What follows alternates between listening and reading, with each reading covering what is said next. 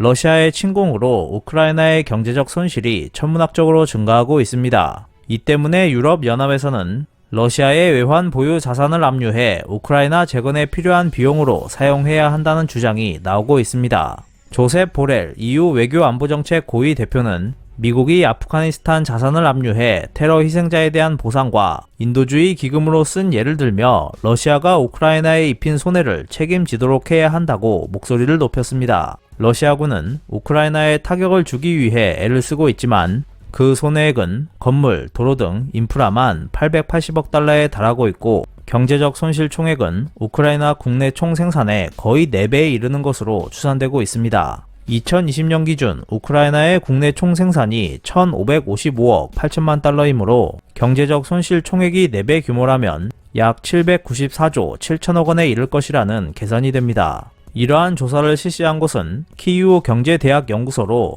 지난 2월 24일 러시아군이 침공을 시작한 이후 파괴된 인프라를 현지 조사와 위성사진 분석 등을 통해 조사하고 그 피해액을 정리했습니다. 우선 도로는 23,574km가 파괴되었고 그 손해액은 294억 8천만 달러에 달했으며 주택은 합계 32,182km의 아파트와 단독주택이 폭격과 미사일로 파괴돼 손해액은 283억 1,500만 달러로 추정되었습니다. 이 밖에 교량 289개, 민간공항 11곳, 병원 등 231곳, 중고등학교 866곳, 유치원 535곳 등이 피해를 입었고 손해액은 880억 달러로 집계되었습니다. 이들은 모두 직접적인 손해이고 간접적인 손해인 GDP 손실과 투자 손실, 노동력 유출 등을 더해 방위비, 피해 국민 지원 등의 지출까지 고려하면 이번 전쟁으로 인한 우크라이나의 손실 총액은 5,640억 달러에서 6천억 달러에 이른다고 KSE 보고서는 추산했습니다. 이렇게 러시아는 단시간에 우크라이나에 엄청난 피해를 주었습니다.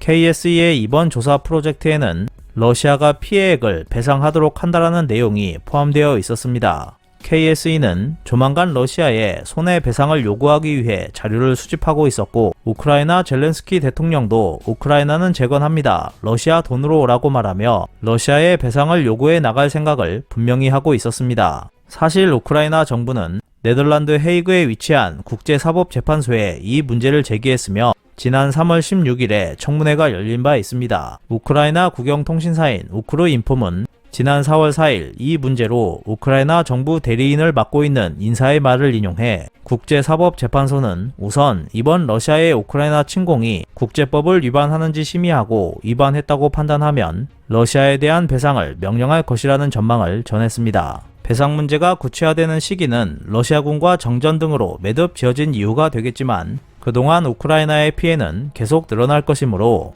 러시아의 배상액은 천문학적으로 늘어나게 될 것으로 보입니다. 이상 피커TV였습니다.